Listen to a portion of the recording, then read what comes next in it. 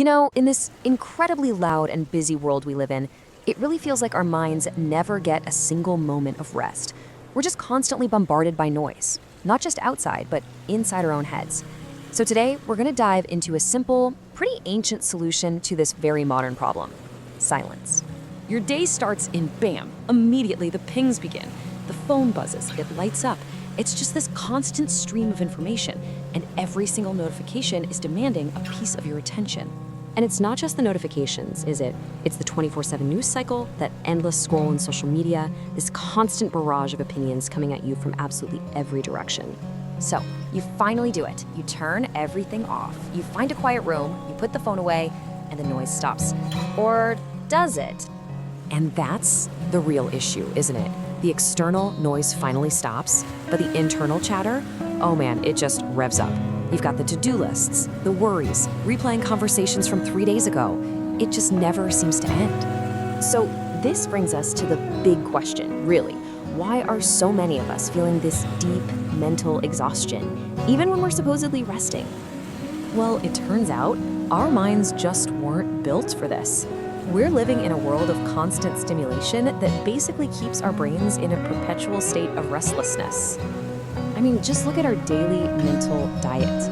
Every one of these inputs, social media, the news, emails, it forces our mind to constantly react, to judge, to think. There's just no downtime. It's kind of like flexing a muscle all day long without a single break. Of course it's exhausted. And this is where some ancient Buddhist wisdom offers this really profound diagnosis. It suggests that our suffering, that feeling of being anxious and overwhelmed, it doesn't actually come from life itself. It comes from this nonstop internal activity. So the problem isn't just the world outside, it's the restlessness inside. So, okay, if the problem is a restless mind, the solution seems simple, right? Silence. But, and this is a big but, the kind of silence that truly heals is probably not what you're imagining. All right, here's the key difference. We tend to think of silence as just the absence of sound. A quiet library or an empty room. But the silence that actually heals is internal. It's the absence of unnecessary mental noise, the quieting of all that chatter inside your own head. This inner silence is really an active practice.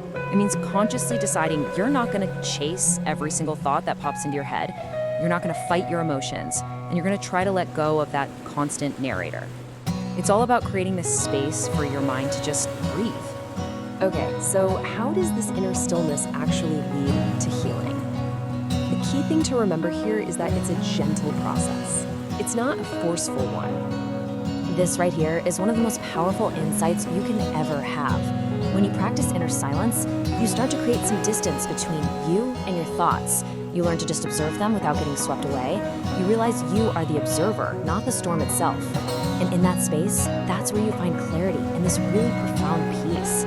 I absolutely love this analogy because it makes the whole process so clear. Imagine your mind is a glass of muddy water, all stirred up with anxious thoughts.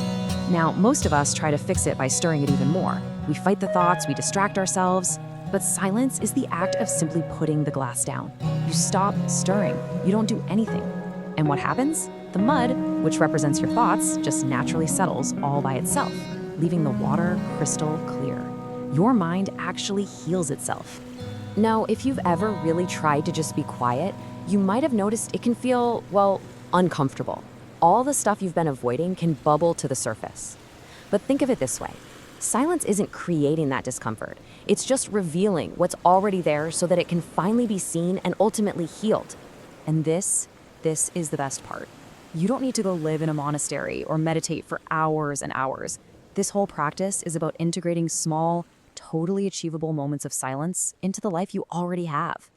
Just think about it. That moment in the morning, right before you grab your phone, or the time it takes to just draw 3 deep breaths, a short walk without any headphones, that final minute before you drift off to sleep. These are all perfect opportunities to let that muddy water settle. And this is what truly matters. It's not about how long you do it, it's about consistency. These tiny pockets of silence, when you practice them daily, they compound over time. They can fundamentally change your mind's baseline, from restless and anxious to calm and clear. So as we start to wrap this up, let's just reframe what silence truly is. It's so easy to think of it as a void or some kind of emptiness, but it's actually the complete opposite. And here it is, the ultimate takeaway. True inner silence isn't empty, it's full. It's full of presence, of awareness, and a kind of peace that requires zero effort. It's the gift of being right here, right now, without all the noise. It's not about escaping your life, it's about finally being able to hear it clearly. So I'll just leave you with this one question to think about. In a world that is constantly shouting for your attention, what wisdom, what peace, what clarity might be waiting there for you in the quiet moments? What could you hear, both inside and out, if you finally gave yourself the chance to just listen?